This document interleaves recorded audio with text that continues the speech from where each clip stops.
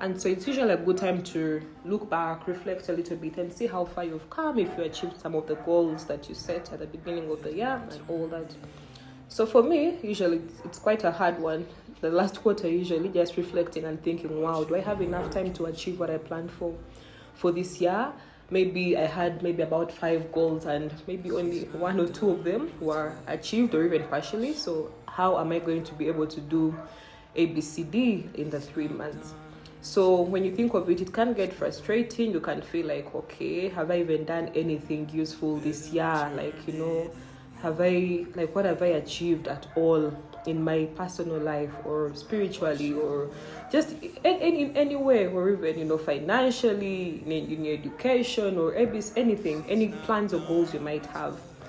So it seems difficult, but sometimes you think of it in this way, like, okay, you cannot on your own, maybe some things seem too big, but how about we leave it to God? And like they say, give it to God and go to sleep. Like, let him handle something, or let him do it at his own pace, in his own way. At the end of the day, without a shadow of doubt, we'll know that the glory is his, and you're not like, ooh, I was able to do ABCD on my own within this short time. It has to actually go back to God. Like, the glory has to go back to God, and trust God to make sure that he actually gets the glory. He will do things at his own timing. So even in this, some things might happen miraculously. God will do something miraculously just for you to say, okay, you know what, that was not me, that was actually God that did this. That within October, by December, so I was able to do ABCD. Sometimes you feel like it's unbelievable, but the glory has to go back to God. So he's able to do anything. So press on, even for the rest of the year, the few months, and let God do his thing. And my story for the day, the story of Elijah, a small portion there from scripture, where Jezebel was on his case, wanted to kill him. So he runs away and goes, he's going into the wilderness. And so he's, I believe on his way, he's thinking, wow, all these years I've worked, are trying to do the work of God and transform this city or this nation, bring revival, but somehow nothing has happened, and all they're paying me with is just trying to kill me. So anyway, he runs, and I heard that, I think it's First Kings 19, yes, that part there, where he goes in and at some point he actually says, like, God, like, just take my life, like, kill me, like, I cannot stand this. And like, it was such a painful moment for him, I believe, where you feel like, okay, like, you've lost the will to even live, like, God, just take my life, like, there is no hope for the rest of the time to come. And thankfully, God did not answer that request.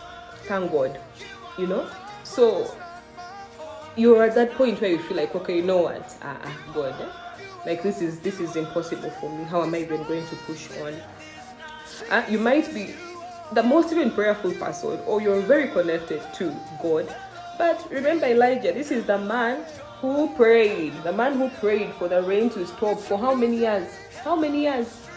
And then prayed again for it to do what? To come back. That level of prayer. And God listened to him. Now he's now back here. He has lost all hope, and he's saying, God, man, kill me.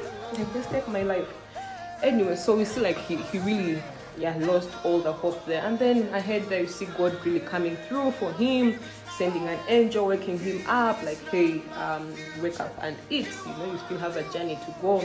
So he ate, and then the second time also the angel came, and there was something to drink, something to eat, something baked there, and he was able to eat.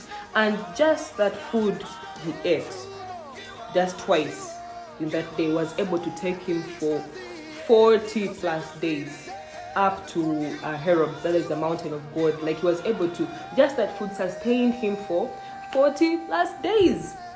Food that he ate in one day. That is how God works, guys. This is how God works.